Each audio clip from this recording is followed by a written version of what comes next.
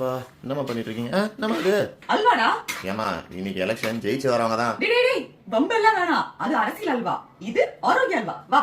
இதுக்கு முதல்ல ஃப்ரெஷ்ஷா ஒரு வாழையை கொண்டு வந்து நல்லா வாஷ் பண்ணிட்டு அதை குட்டி குட்டியா இப்படி கட் பண்ணி மிக்ஸி ஜார்ல போட்டு அதுக்கப்புறம் 2 டம்ளர் தண்ணியை சேர்த்து நல்லா அரைச்சிக்கணும். இதை வடிகட்டி இந்த ஜூஸ் எடுத்ததுக்கு அப்புறமா 1 கப் கார்ன்ஃபிளவர் மாவு சேர்த்துட்டு கட்டி இல்லாம கலந்துக்கலாம். கூடவே இன்னும் 2 டம்ளர் தண்ணியும் சேர்த்துக்கலாம். இப்போ ஒரு பேனை வச்சு 2 ஸ்பூன் நெய் விட்டு முந்திரி திராட்சையை வறுத்து தனியா எடுத்து வச்சுப்போம். இதுல இப்போ 1 கப் சர்க்கரையை போட்டுட்டு லைட்டா இப்படி சாட்டே பண்ணி அதுக்கப்புறம் ஒரு 2 டம்ளர் தண்ணியை விட்டு அந்த சர்க்கரை நல்லா கரைஞ்சதும் நம்ம கரைச்சு வச்சிருக்க கார்ன்ஃபிளவர் வாழைல சாறை அப்படியே ஊத்திடலாங்க. இப்பதான் மேட்ரு. கைவிடாம கிளறிக்கிட்டே இருக்கணும். கிளற இப்படி கெட்டி தட்டிட்டே வரும். இப்படி நல்லா கெட்டிப்பட்டு வரும்போது 2 ஸ்பூன் நெய்யை விட்டு கிளறிட்டே இருக்கணும். ஃபைனலா இந்த அளவுக்கு கெட்டியா இப்படி தூக்கி போட்டா லட்டு மாதிரி வந்து கீழே விழும். அவ்வளவுதாங்க, முடிஞ்சது. இந்த அளவுக்கு வந்தாதான் வாழை வாசனை வராது. இப்போ இத ஒரு ட்ரேல அப்படியே எடுத்துட்டு மேல முந்திரி திராட்சையை அழகா அலங்காரம் பண்ணி பார்த்தா சூப்பரா இருக்குங்க. என்னன்னு சொல்லாம முதல்ல மீனாக்கு கொடுக்கலாம்.